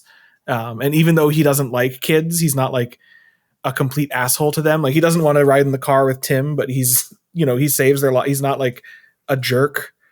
He's just a decent, like very real kind of person. And it's good, I think, for people to see that scientists are just people. And he's also hot and dating Laura Dern. Yeah. I struggled also in coming up with a worst paleontologist because we're lucky as a field in that generally when we're depicted in fiction, it's positive. Like very rarely, maybe if ever, has a paleontologist been like the villain of a movie.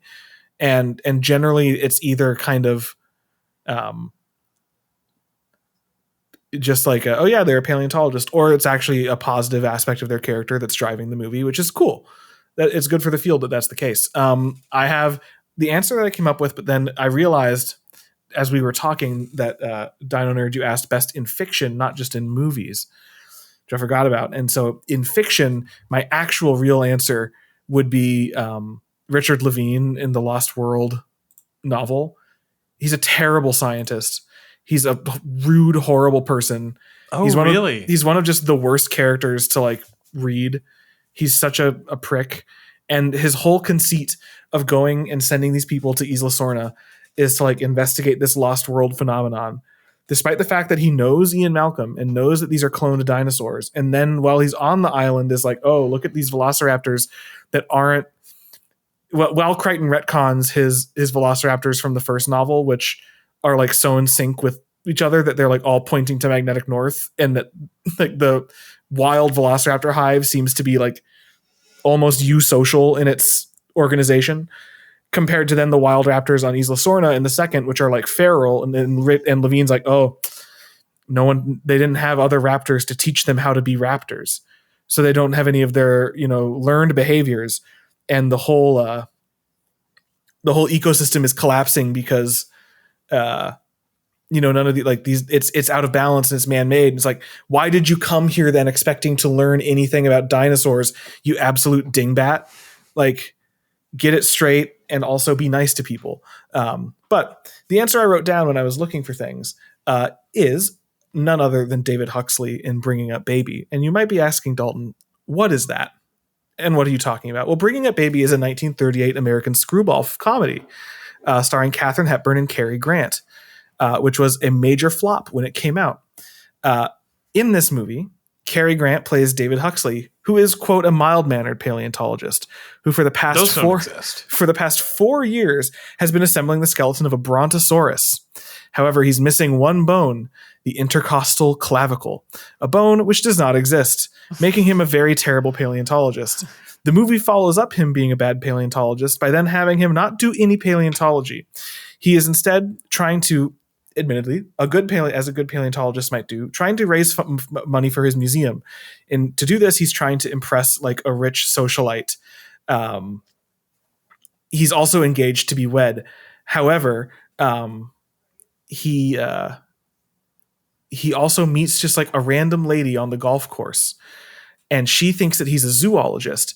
And so because of this, she convinces him or manipulates him to take her pet leopard baby from wherever they are, I think New York, to Connecticut, to her farm in Connecticut.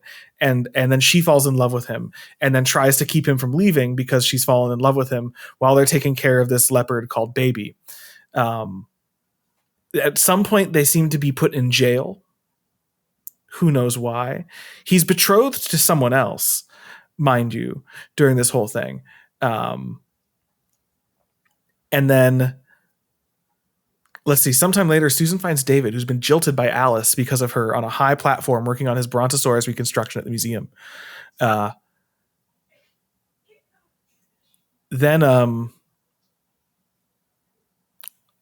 Susan, this woman who traps him and makes him care for her leopard, then climbs on the Brontosaurus, and it collapses. Well, yeah, and then he falls in love with her. What? Bad paleontologist. Just a bad paleontologist. To someone who's never seen the movie, and I don't intend on watching it. But that was a fun question. Yeah. And it's now time for our penultimate question, which comes to us from the man with no name, who asks, any of the crew have a guilty pleasure snack or meal? Like if you have a weird, embarrassing one, not like a normal one. Mine is, and you wrote this. I'm going to read it. It's going out to the internet. I don't think this is actually that strange. It's just, mine is plain spaghetti with no sauce and only Parmesan, for example. And Scott, you're up first. I have many odd snack choices, but none of them are guilty pleasures because I am guilty of nothing, as only God can judge me, and I don't hold his opinion in high regard. So, I am not embarrassed by any of these, but I think that my favorite and one of my oddest is frozen orange juice concentrate straight from the can with a spoon. You have talked about this before. It's so good. You gotta try it. It really does taste like just extra strong flavored orange sherbet. It's so damn good. I love it. Are you sure, Bert? I love it a lot. It's good. It's good. I do very much remember that, like, one of my friends in college, was chatting to me once. He was just like, Scott, your food preferences are very strange. That, like, on the one hand, you have a very refined palate. You like a lot of very interesting foods, and you're a very good cook, and you have like great restaurant recommendations and stuff, and are very adventurous and try a whole bunch of different things, and make very good food. But on the other hand, we can't keep Kraft American singles in the house for more than like 2 days because you will eat all of them like the second they enter the door. Very good. Because one of my other guilty pleasures that I would indulge in a whole lot more is Cheese Whiz. I love spray cheese. Oh yeah, it's so good. Just pop that. Oh yeah, like pop it right in your mouth like whipped cream. Yeah. Right on your mouth like whipped cream on some club crackers. Very good.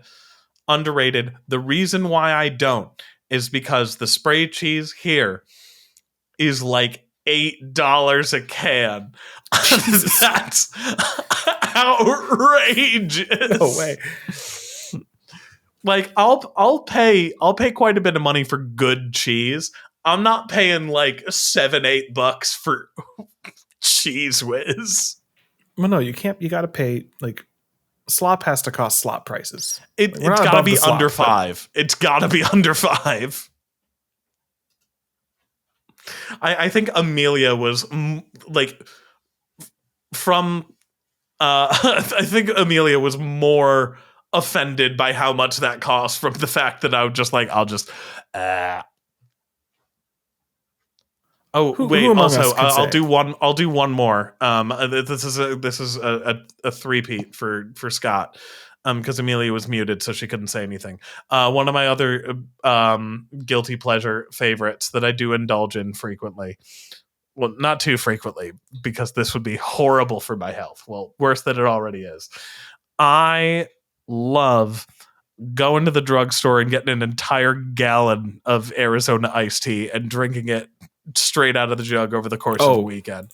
My God. That's great. It's great to do that. Wonderful. I am not next. Alex is next, but I am going to interject briefly on the Arizona tea thing because it's reminded me. And this is something that is also not a guilty pleasure of mine, but a lot of people don't like, and that's fine. I love V8 juice. Really? Love V8 vegetable juice. Could have had a V8. I'll house that stuff. And living here, living with Shelby, she doesn't like it. And so I'll get a jug of it. And because I'm the only one who's drinking it, I'm just drinking it from the jug. And I'm housing those. Disgusting. Alex, you're up. This is one I know Dalton doesn't appreciate. No. But an entire glass jar of Kalamata olives. I love Kalamata olives. They're one of I've never eaten an entire jar in one sitting. That's absurd. You didn't think of the sodium. You didn't think of the sodium. That also, anytime I order Taco Bell at 1 to 3 a.m. in the morning, I do feel like a disgusting creature. So I'm not really at all embarrassed about the olives. I'm a little bit embarrassed about the Crunchwrap Supreme. Oh, hell yeah. That's a good choice. I need to try. They made a new Baja Blast flavor, and I need to try that. I did try it. How is it? I don't like it as much as regular Baja Blast. It's very similar. It's extremely similar to Baja Blast. It's got a little bit of like a the aftertaste is different, and this is going to sound very dumb and not useful. It's purple. I don't think it's grape. I don't think it's artificial grape because I hate artificial grape. Really? I thought it would have been. It might be. It has lower Does it notes. not taste purple enough? No, if it tasted more purple, I probably wouldn't like it. Which is weird because I like most Mountain Dew varietals. But it tastes just like Baja Blast, but it's got, and this makes no sense, it's the only way I can describe it, lower notes. And then when you swallow it, it hangs lower in the palate than Baja Blast. It like takes away some of the like zing of the tang of the Baja Blast. And it wasn't to my taste, but it wasn't bad. I just sound like a sommelier. It's like in Ratatouille. It's about as real as that. Also, Dalton, do you not like grape soda? No, I don't. What, or like artificial grape flavored things? I hate artificial grape flavors. What? I love grapes. I absolutely love grapes. I can't stand like grape medicine. I just don't like artificial grapes. I love artificial grape flavored stuff. I think it's fantastic. I love grapes. I also love artificial grape flavor. Does it taste like, to borrow a joke that's used all the time, it absolutely positively does not taste like grape, but it definitely tastes purple. I would agree it does taste purple, and I just don't like that flavor. This reminds me of the tweet that was going on. Or no, it wasn't a tweet, it was a post, actually. That was like, so we're thinking of cherry flavoring for medication. Do you think you can make that? Guy who has never tasted cherry ever in his entire life. Yeah. Yeah. And you know what? I like fake cherry. Don't like See, fake I grape. like fake grape better than fake cherry. Fake cherry's hit and miss. Also, Dalton, you were going to say something. Oh, I was going to say that I did not grow up getting like juice from concentrate, but that does I want to try that. I think that does sound good, Scott. I think you should try it one of these days and let me know how it goes. You sent me all the way. We used to get it. My favorite was the white grape one. Oh, the white grape one was real good. Mm-hmm. Dalton, were you with us when we were having those cotton candy grapes? Yes, those were pretty good. Nuts. Delish. Yeah, those were very cool. But now we've heard of eating concentrate juice. We've heard of eating olives, as if one would ever do such a thing. For me, I am next in the order, and I again, like Scott, I wouldn't really consider these guilty pleasures because I'm not ashamed of what I like.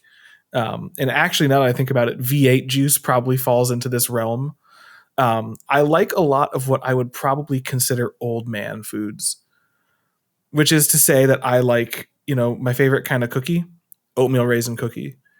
One of my favorite cereals, Raisin Bran. I mean, the common thread there is raisin.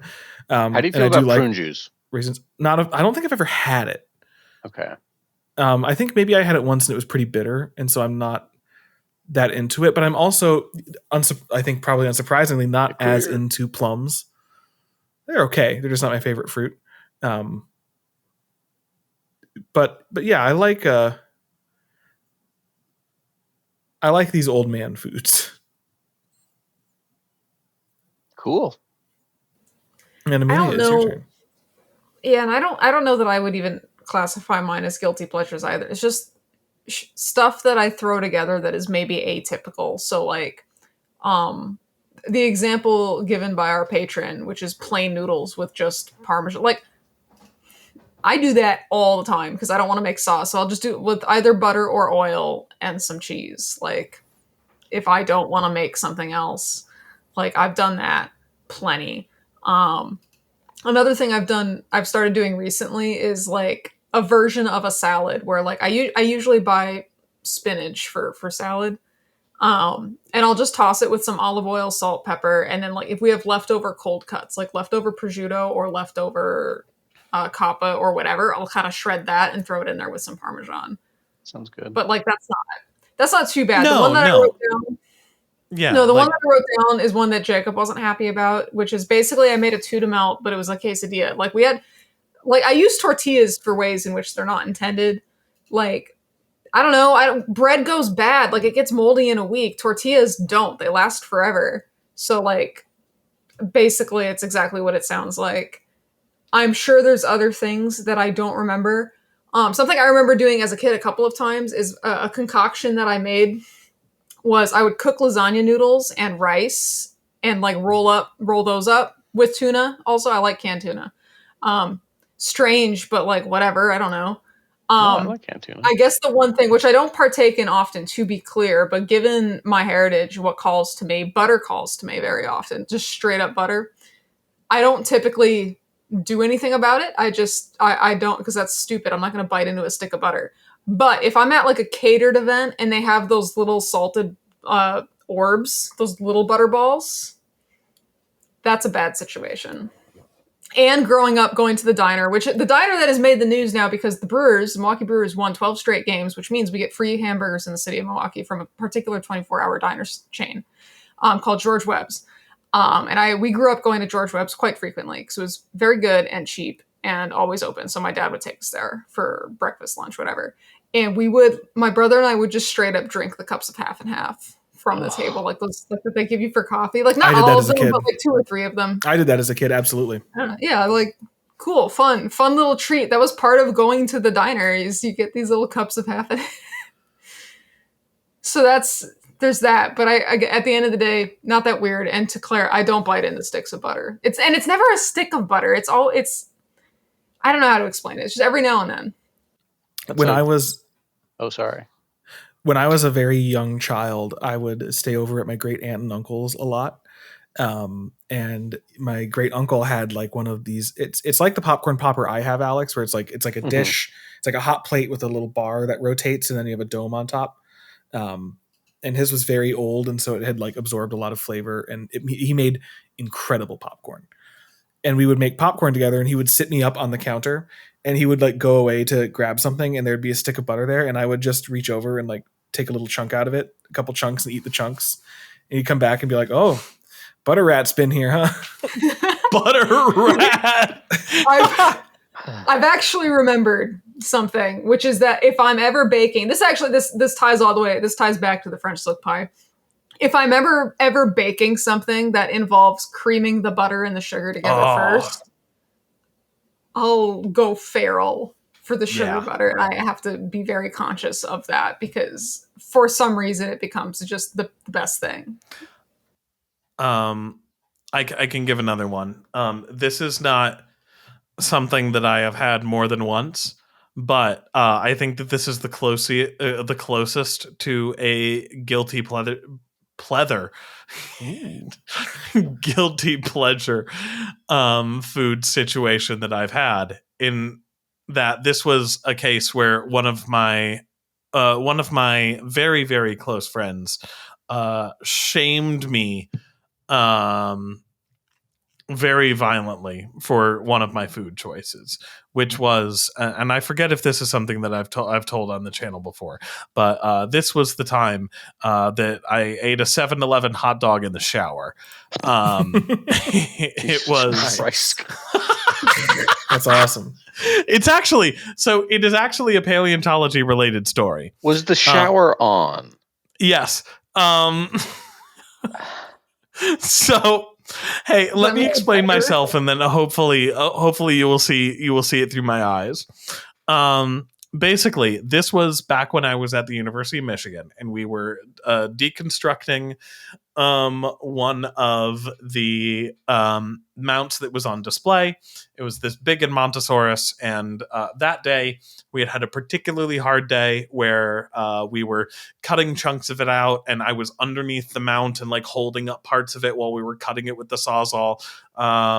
And like bits of it fell on us, and I was like covered in sawdust. Like all of my clothes were like a uniform shade darker because I was so sweaty literally everywhere that it didn't look like it was like, oh yeah, sweat stains under his arms. It just looked like I was wearing my full clothes and went in the shower and then also rolled in sawdust.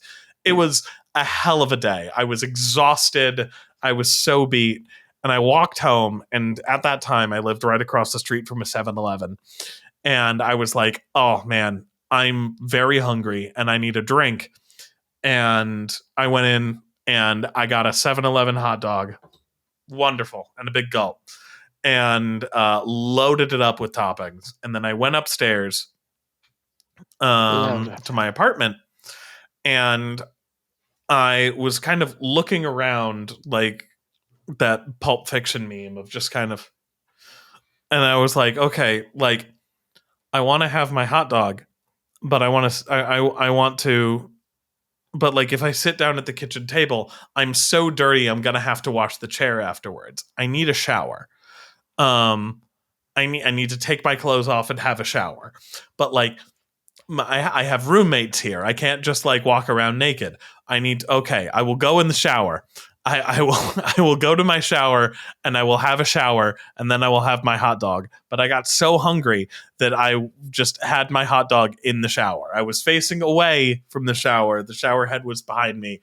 I was being very careful to hold it away from the flow of water. The hot dog did not get wet. And the whole reason why my roommate found out that I did that was because I neglected to hide what I did by throwing away the little box that the hot dog comes in a different trash can. So in our little bathroom trash can was like Kleenexes and stuff, and then just a 7-Eleven hot dog container. And my roommate Megan just busted into my room using my full name, like an angry parent, middle name and everything, and being like, did you eat a 7-Eleven hot dog in our shower? And I'm like, don't judge me. don't yell at me. And Scott, why you make her do these things that make your mother cry? Yeah, basically. She just like, I remember, just slams the door open. Scott Robert Johnston, did you eat a 7-Eleven hot dog in our shower? And she kept that box. And she said that like, we are going to keep this, and every time one of us is caught doing something heinous, it will get written down and put in the shame box. And it was very funny. But it didn't work. I didn't feel guilty about it. As you should not have. I'd do it again. I'll do it again. Well, that was a very fun question. I enjoyed that. I like talking about food. But now it's time for the final question from March. I thought that was the final question. No, that was the penultimate. Listen closely, Now Scott. it is the ultimate. To cap off this lousy Smarch weather. Touch Connors is asking us, Spec Evo question incoming. If powered flight were to evolve again at some point in the future, what animals do you think would be the most likely candidates? I stand by my answer. Would you like to share it? Yes, some rat. I concur. It would be some kind of small rodent or placental mammal of some kind.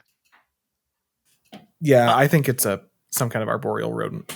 I can relate James's answer to this because this was another one that he had some input on.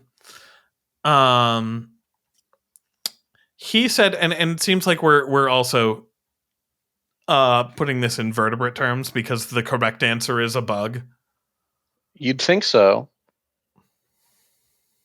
But I think powered flight has evolved a single time in insects. Really? I don't know if it's ever been lost and then reacquired. I actually just don't know. I thought that it was independent a couple times. This is just Well, no, 'cause a that's- blind spot of mine. That's one of the defining characters of insects is having wings, isn't it? And then they No- lose them secondarily. No, the two most primitive groups of insecta cannot fly.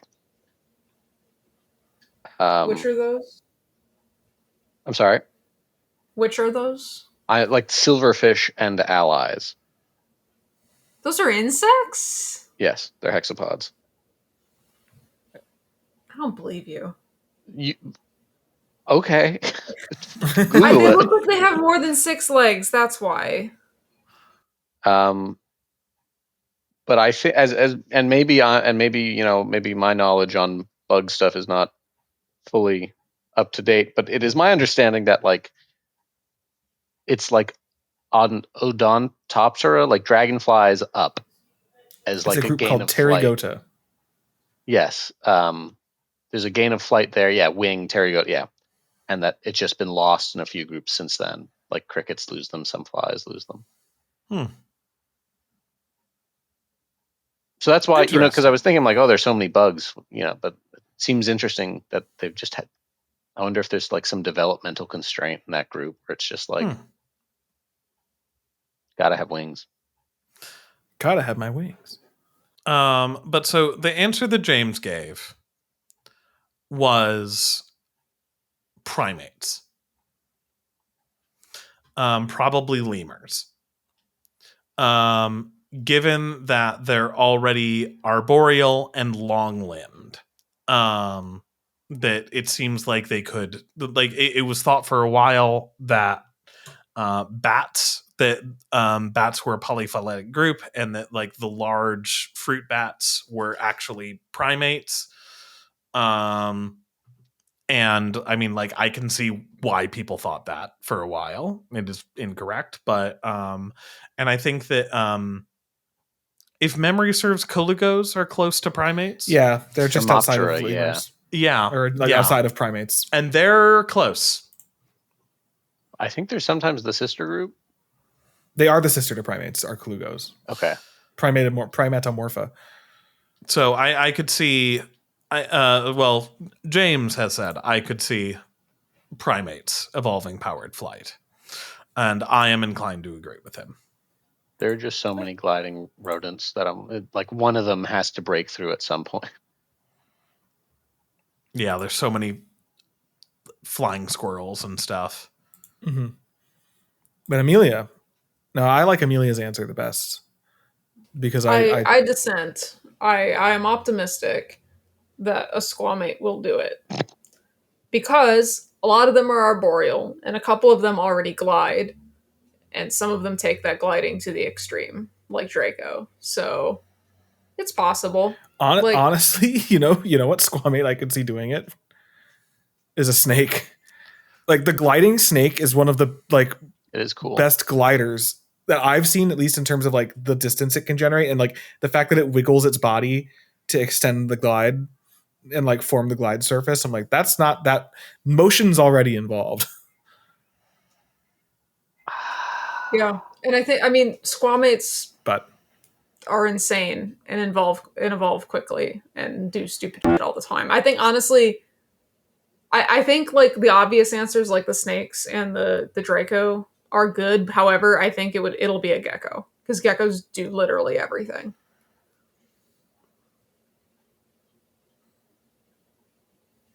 The problem is I don't think they're coordinated enough. Well, I say that, but then I've seen like those little frogs jump in slow motion and they're the least coordinated things. They just kind of try. And a lot of insects flying don't seem to have any idea what they're doing. So I think a gecko could manage. I don't know. I feel like there's definitely some metabolic threshold they'd have to break first. That's my concern, but squamates can do that. No, I mean they can have higher resting metabolism, like approaching an endothermic level, but they are not running as hot as like flying lizard as flying. Oh my god! Now you've got me doing it. As no, like bats but and birds like are. they've done it a couple of, like, they've raised their temps a couple of times. I don't think it's a stretch. I think they would have done it at least once. Maybe they did. Maybe they have. Have you considered that the fossil record is incomplete? Famous. All right. Have you considered that the fossil record of gliding rodents? There's one formation from the Jurassic where there are 3 independent lineages of preserved fossil gliding mammal. I'm not saying it's impossible. I'm saying that if I were a betting man, I would bet on the group that keeps trying to do it and manage to pull it off once. That's all. Yeah. But, like, if there were a flying squamate, it'd be in a rainforest, and we don't have those. So, and, like, Indeed. if it only happens once, the odds of finding that one lineage, especially if it's a blip in a rainforest, like, not high. Yeah. Especially, like, I don't know. Well, and it would have been hard because they would have been competing with God knows how many pterosaurs and birds, so. Indeed. But that brings us to the end of the March question and answer session. And so I want to thank our patrons for sending us such wonderful questions for us to provide perhaps wonderful answers. I suppose that's up to you. But in addition to thanking our patrons for our questions, we must also, of course, thank our patrons for their support. It is the support of the patrons of this channel that make it possible for us to continue doing this. And right now, we will be crediting them all listed in a rolling list, as one might see in a film or television program. But in accordance with our agreement with the patrons, some will receive a verbal shout out. And so I am going to especially thank insert nickname, Benjamin Seepser, Christopher Ballas Jones, Aaron Anderson, Apache28, Adam Olos, Blacklight Virus, Brett Booth, Black Spectral Pig, Callum Ferguson, Camphibia, Chengy Raptor, Chaotic Kaiju, Dino Dom, Freddie Harper, G, Keenan Taylor, Kevin Prem, King Zashu, Life Finds a Way, Lincoln Rivenbark, Matthew Miller, Nacho Raptor, Nicholas Counts, Noah Riccio, Nunyas, Pythonic, R. Resley Nipper, Raylan, Resty HBK, Telemiel, or Telemiel, I'm not sure exactly how to say that one, The Wigster, Touch Connors, You've, Zakumeister, and Zakumeister was the end of the list. It went on for quite some time. It seems we've got some new Gorgosaurus tier patrons. And so thank you all very much. And thank all of our patrons once again for making the Skeleton Crew videos possible. The hour has grown quite late, and we must now say good night and goodbye. Bye-bye. Bye-bye.